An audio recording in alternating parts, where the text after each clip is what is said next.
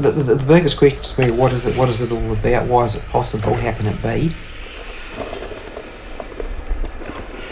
The blending of those two worlds, not profound in a deep spiritual way, but there's a definite link between the two.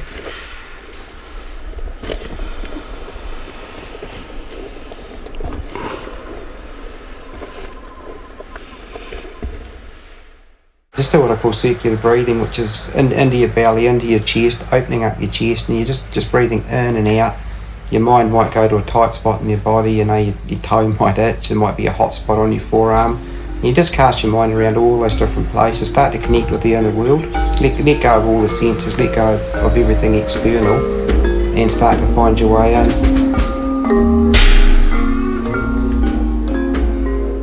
Which is what I call angel breath. It's an incredibly delicate, gentle little breathing in and out, and at that point you've probably just dropped into a light trance or a light sleep state. If you're wired up in the lab, you'd be in light sleep, and it's an interesting spot. It's quiet because your hearing is the first thing that goes. What you notice is the absence of noise, so it's a big silent space, but it has a presence. It's not like the noise is gone, it's like you're in a space where the silence has a life of its own. And you're just starting to search around for anything of interest in your visual field.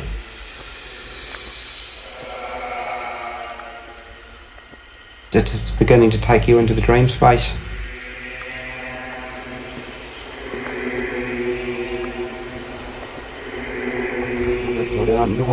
If this was a dream, I wouldn't know that I was dreaming now.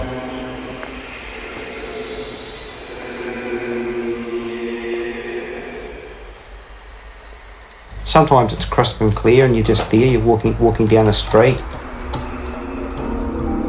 You know you're dreaming because it's hyper real, it's very real, but there's something completely out of place.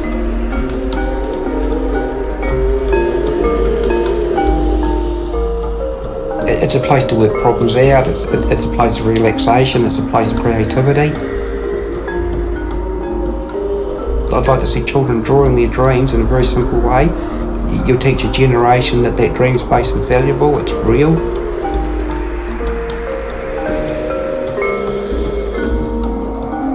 Yeah, I'll have an inkling that the last thing I did was come home from work or went out for a bike ride. I can't be in Europe.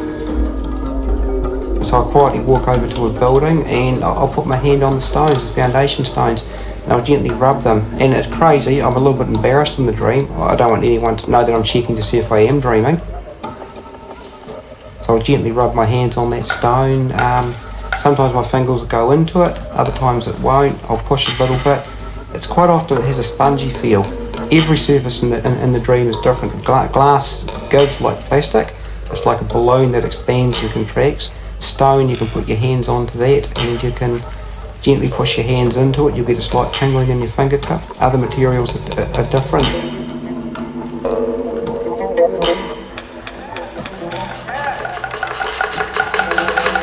As we get older and older, we get more buried in bills and work pressures and life pressures, and we start to lose that connection, that ability to dream or recall.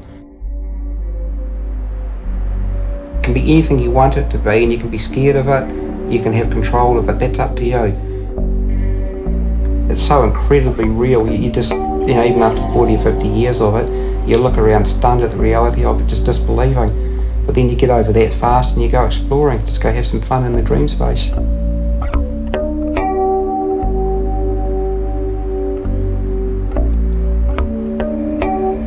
Vividness, content, the abstractness of them more so, it's probably stopped me using drugs. I thought that the drug experience I'd heard people talk about weren't comparable, so why would I bother? I was happier in my own mind. But between the two of them, that opens up a lot of possibilities. I call it creative thinking. I think there's a point where the abstract thinking in the dream space bleeds through into business, bleeds through into daily life, gives you insights and just makes you a more rounded person. So for me, they're not separate worlds, that they both exist at the one time. It's given me absolute belief in myself.